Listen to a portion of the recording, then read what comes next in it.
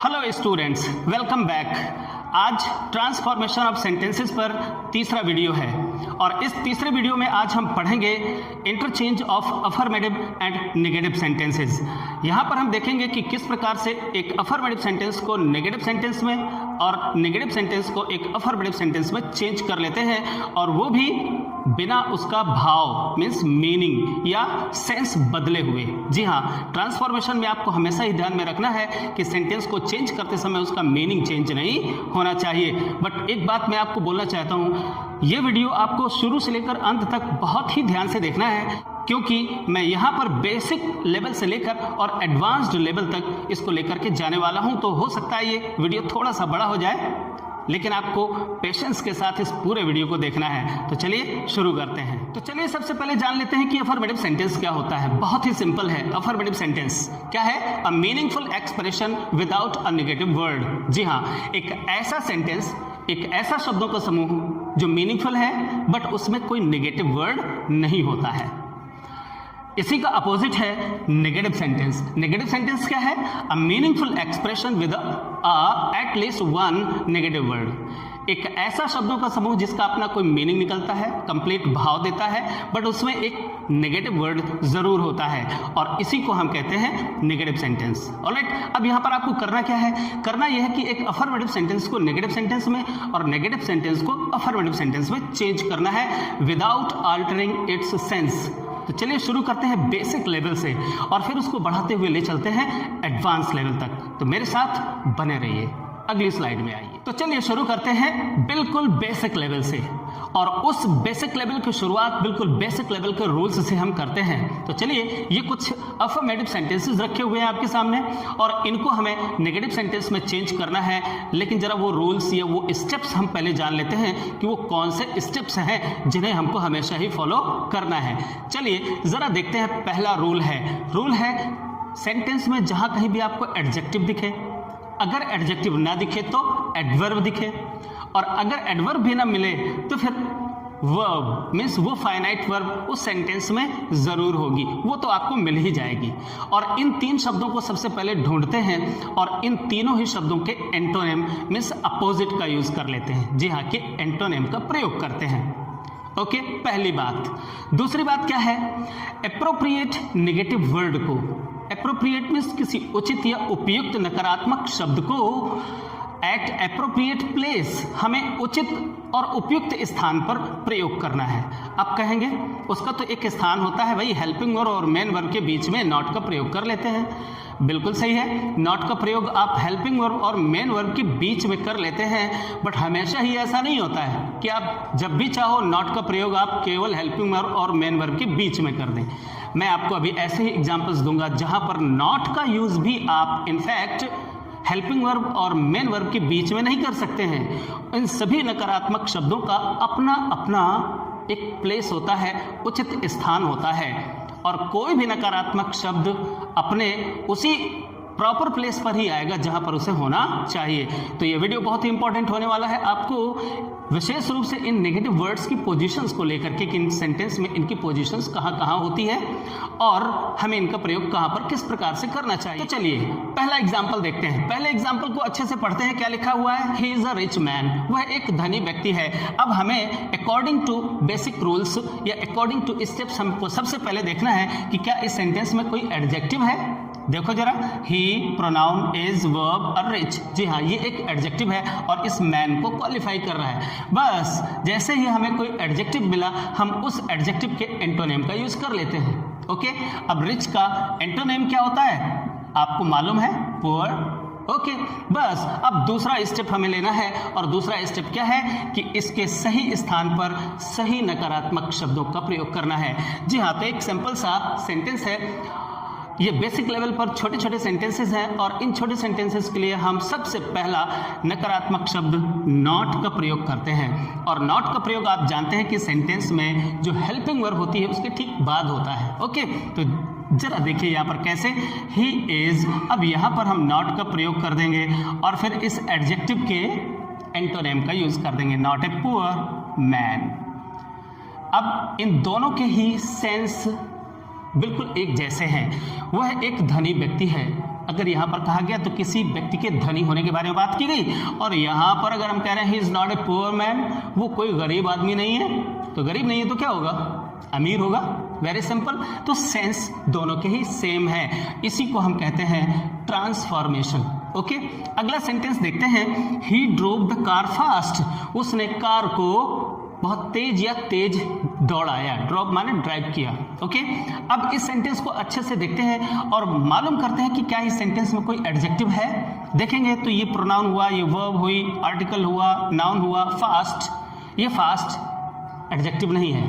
अब हमें देखना है क्या ये एडवर्ब है। अब अगर एडजेक्टिव यहाँ नहीं है तो हमें देखना है कि क्या यहाँ पर कोई दूसरा शब्द है जो एडवर्ब है। अगर एडवर्ब भी आपको मिल जाता है तो उसका एंटोनिम आप यूज कर लेते हैं। चलिए जरा देख लेते हैं। यहाँ पर हमें कोई एडजेक्टिव नहीं दिखाई पड़ रहा है, हमारे पास यहाँ पर एक वर्ड है जो एडवर्ब है। तो चलिए इसी एडवर्ब के एंटोनिम का यूज कर लेते हैं और आइए ही। अब यहाँ पर देखते हैं ये ड्रोव पास्ट इंडेफिनिट टेंस है। जब नेगेटिव सेंटेंस में इसे चेंज करेंगे तो इसकी हेल्पिंग वर्ब निकाल करके ले आएंगे और वो बन जाएगी ही डिड, और इसके बाद हेल्पिंग वर्ब के बाद आप नॉट का यूज करेंगे। ही डिड नॉट ड्राइव, और फिर हम फर्स्ट फॉर्म का यूज करेंगे। He did not drive the car, उसने कार को ड्राइव नहीं किया। कैसे? स्लो। अब अगर देखें तो स्लो जो वर्ड होता है इनफैक्ट वो एडजेक्टिव भी होता है और एडवर्ब के रूप में भी हम उसका यूज कर लेते हैं। तो यहाँ पर कार के ठीक बाद में रखा है ये, तो इससे ज़्यादा अच्छा रहेगा कि हम यहाँ पर ly का यूज कर लेते हैं, तो ये एक एडवर्ब बन जाएगा और इसका अपोजिट हो जाएगा। अगर आप चाहें तो स्लो भी रख सकते हैं, क्योंकि स्लो एक ऐसा वर्ड है जो एडजेक्टिव के रूप में भी यूज होता है और एडवर्ब के रूप में भी यूज होता है। ओके, अब चलते हैं तीसरे सेंटेंस पर। तीसरा सेंटेंस लिखा है ही डिसलाइक्स ड्रिंकिंग वाइन। अब मैंने यहाँ पर थर्ड एग्जांपल ये दिया है कि इसमें ना तो एडजेक्टिव होगा और ना ही एडवर्ब होगा। अब अगर ये दोनों नहीं होते हैं तो क्या करना चाहिए? देखिए, अगर ये दोनों शब्द ना हो, एडजेक्टिव भी ना हो, एडवर्ब भी ना हो। देखिए यहाँ पर कोई एडजेक्टिव या कोई एडवर्ब नहीं है। देखिए ही वह है, डिसलाइक नापसंद करता है, पीना ये क्या है? जेरंड है, और ये वाइन शराब। ओके, तो यहां पर आप देख रहे हैं कि कोई एडजेक्टिव नहीं है और कोई एडवर्ब नहीं है। अब अगर ऐसा है तो अब हमें तीसरे ऑप्शन पर जाना चाहिए। तीसरा विकल्प है हमारा क्या कि हमें वर्ब के एंटोनिम का यूज करना चाहिए। डिसलाइक मीन्स नापसंद करना, और इसका एंटोनिम ले आइए तो लाइक्स हो जाएगा। ओके, तो जरा देखें, ही और नेगेटिव सेंटेंस बनाना है तो आप यहाँ पर डज का यूज करेंगे क्योंकि ये प्रेजेंट इंडेफिनिट टेंस है। डज और नॉट का आपने यहाँ पर यूज किया और फिर इसके एंटोनिम का यूज कर लिया, और वो क्या बन जाएगा? लाइक। ओके, तो he does not like drinking wine. Okay, इस प्रकार से आपने इस तीसरे सेंटेंस को भी नेगेटिव सेंटेंस में चेंज कर दिया।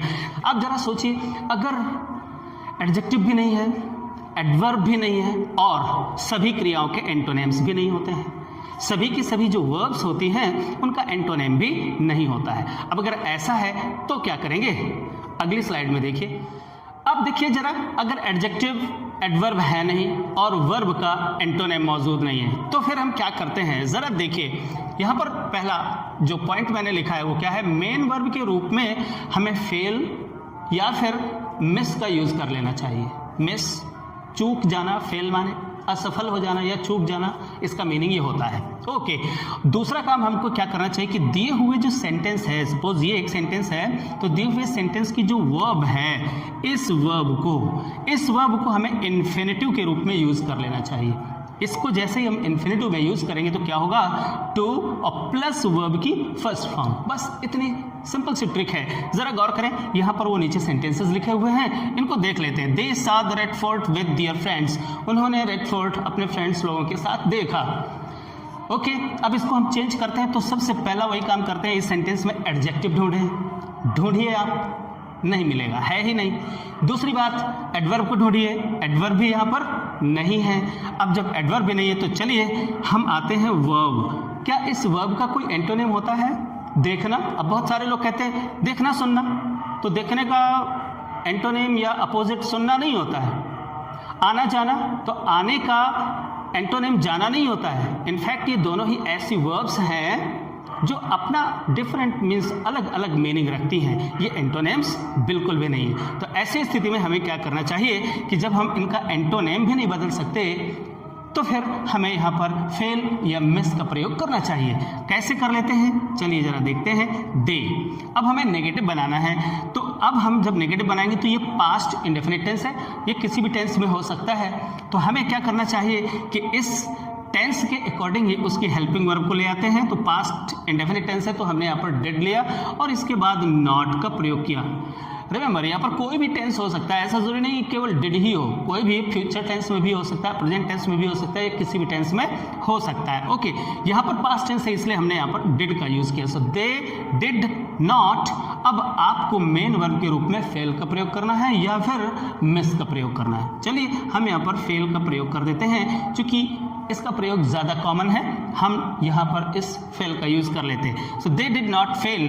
अब इसके बाद हमें क्या करना है, दूसरे पॉइंट पर गौर करते हैं। सेंटेंस की जो वर्ब है उस वर्ब का इन्फिनिटिव यहाँ पर यूज़ करते हैं। तो इन्फिनिटिव जब बनाना है तो इसका क्या करेंगे, फर्स्ट फॉर्म में ले आएंगे इसको। फर्स्ट फॉर्म क्या होती है, सी, और सी और उससे पहले अगर हमने टू का यूज़ कर लिया तो ये वर्ब बन गई आपकी, जो मेन वर्ब है वो आपकी इन्फिनिटिव बन गई। ओके, बस सिंपल सा है। आगे जो कहते हो लिख देते हैं। They did not fail to see the red fort with their friends। बस इतनी सी बात है, आपको इतना चेंज कर लेना है। जैसे एक ये इंपरेटिव सेंटेंस रखा हुआ है, क्या है, कंसल्ट द डॉक्टर, डॉक्टर से कंसल्ट करो, ऐसा सेंटेंस बोला गया। अब ये इंपरेटिव सेंटेंस है, इसका सब्जेक्ट हमेशा ही यू होता है और वो हमेशा छुपा रहता है। ओके, तो चलिए इंपरेटिव सेंटेंस जो होते हैं वो हमेशा ही प्रेजेंट इंडेफिनिट टेंस में होते हैं। तो नेगेटिव बनाना है तो सिंपली आपको क्या करना है, डोंट से सेंटेंस को शुरू कर दीजिए, डोंट। अब कंसल्ट द डॉक्टर, यहाँ पर नाउन है और ये वर्ब है और इसका अपोजिट है नहीं हमारे पास, तो फिर वही फेल का प्रयोग कर लेंगे।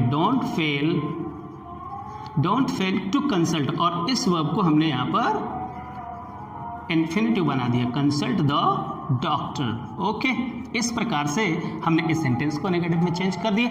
देखिए जरा, यहाँ पर इन दोनों ही सेंटेंसेस की मीनिंग सेम है। यहीं पर मैं आपको एक बात और डिस्कस कर देना चाहता हूँ कि अगर ऐसे सेंटेंसेस आते हैं, नेगेटिव सेंटेंस हैं और इनको अफर्मेटिव सेंटेंस में चेंज करना है, तो ये जो रूल्स हैं ये रूल्स भी वैसे ही अपोजिट हो जाएंगे। मीन्स आपको ये नेगेटिव वर्ड्स हटा देने हैं और नेगेटिव वर्ड्स हटाने के बाद में आपको सिंपल वही एडजेक्टिव या एडवर्ब या वर्ब के एंटोनिम का यूज़ कर लेना है। Very simple. अब यहाँ आकर के स्टूडेंट्स बहुत सारी मिस्टेक्स करते हैं। जरा देखिए, यहाँ पर कुछ वर्ड्स लिखे हुए हैं और इन वर्ड्स को नेगेटिव सेंटेंस बनाते समय किस में चेंज किया जाता है, या फिर वो वर्ड्स जो नेगेटिव सेंटेंसेस में आते हैं उनको अफर्मेटिव में चेंज करते समय हमें किस प्रकार से उन शब्दों को बदलना होता है। तो ज़रा देखिए, उन शब्दों को मैं आपको बतला रहा हूँ। एक शब्द है ओनली, एक वर्ड है एलोन और मेयरली। इन तीनों ही शब्दों का मतलब एक जैसा ही होता है, बस वर्ड्स अलग अलग हैं, बाकी ये सिनोनिम्स हैं एक दूसरे के, और मतलब वही होता है, अकेले या केवल, इनका मीनिंग यही होता है। और जब किसी सेंटेंस में ये रखे होते हैं तो इनको चेंज कर दिया जाता है। किन शब्दों में चेंज करते हैं, ओनली, एलोन को या मेयरली को। अगर ये शब्द व्यक्तियों के लिए यूज़ किए गए हैं, अच्छे से आप समझिए, अगर ये शब्द पर्सन्स के लिए यूज़ किए गए हैं तो हमें नन बट में उनको चेंज कर देना चाहिए, इन तीनों को ही बदल देना चाहिए। अब अगर वो वस्तुओं के लिए यूज़ किए गए हैं तो हमें नथिंग बट में उसका यूज़ करना चाहिए। और साथ ही साथ कभी कभी ये किसी संख्या या मात्रा को भी शो करते हैं, और अगर संख्या या मात्रा को शो करते हैं तो फिर आप इन तीनों ही शब्दों को नॉट मोर देन या नॉट लेस देन, इसमें आपको चेंज करना होता है। लेकिन कई बार बस बच्चे लोग सोचते हैं कि सेंटेंस के आरंभ में ही नन बट, नथिंग बट इनका यूज़ करके और सेंटेंस को कर दिया जाए। ऐसा नहीं होता है। इनका यूज़ सेंटेंस में कहाँ पर होना चाहिए, चलिए ज़रा मैं आपको करके बताता हूँ। आइए ज़रा पहले सेंटेंस को देखते हैं। Only a fool can say like this, केवल एक फूल ही ऐसा कह सकता है। अब ज़रा यहाँ पर देखें कि अ फूल माने एक मूर्ख व्यक्ति, और इस मूर्ख व्यक्ति कौन, अकेला कौन है, केवल कौन है, ये मूर्ख व्यक्ति ही है। ओके, तो इस मूर्ख व्यक्ति के बारे में बात की जा रही है तो इस मूर्ख व्यक्ति के पहले रखना चाहिए। अब अगर यही मूर्ख व्यक्ति वहाँ ऑब्जेक्टिव केस में होता तो हमें नन, ये नन बट या नथिंग बट या उन वर्ड्स का प्रयोग हमें कहाँ करना चाहिए? ऑब्जेक्टिव केस में करना चाहिए। चलिए यहाँ पर ये सब्जेक्टिव केस में है तो हमने ओनली को चेंज किया। ओनली किसके लिए यूज़ किया गया है? पर्सन के लिए यूज़ किया गया है, इसलिए हम यहाँ पर नन बट का प्रयोग कर देंगे। नन बट, देखिए जरा यहाँ पर हमने क्या किया, बस उस नाउन के ठीक पहले हमने नन बट का यूज किया है। अगला सेंटेंस देखते हैं। ही लव्स ओनली डांसिंग, वह केवल डांस करना पसंद करता है, नृत्य करना पसंद करता है। अब देखिए यहाँ पर ओनली, ओनली किसके लिए आया है? डांसिंग के लिए आया है। तो डांसिंग क्या है? कोई बात है, ये कोई वस्तु भी नहीं है, एक्चुअली ये कोई एक्टिविटी है। और जब कोई एक्टिविटी के लिए ओनली का प्रयोग किया गया है तो अब हमें यहाँ पर देखना चाहिए एक्टिविटी या वस्तुओं के लिए हमें नथिंग बट का प्रयोग करना चाहिए। ओके, तो जरा देखते हैं। ही लव्स, अब आपको ये ध्यान में रखना है कि अब ये नन बट का जब हम प्रयोग करते हैं तो यहाँ पर हम हेल्पिंग वर्ब को नहीं या डज नॉट, डू नॉट को प्रयोग नहीं करना है। ओके, सो ही लव्स, और बस ओनली को यहाँ पर हमें किस चीज़ में चेंज कर देना है? नन बट में या फिर नथिंग बट में। तो देख लीजिए ये कोई पर्सन नहीं है, पर्सन नहीं है तो फिर हमें क्या करना चाहिए? यहाँ पर हमें नथिंग बट का प्रयोग कर देना चाहिए। He loves nothing but dancing. Okay, इस तरीके से हम इसका प्रयोग कर देना चाहिए।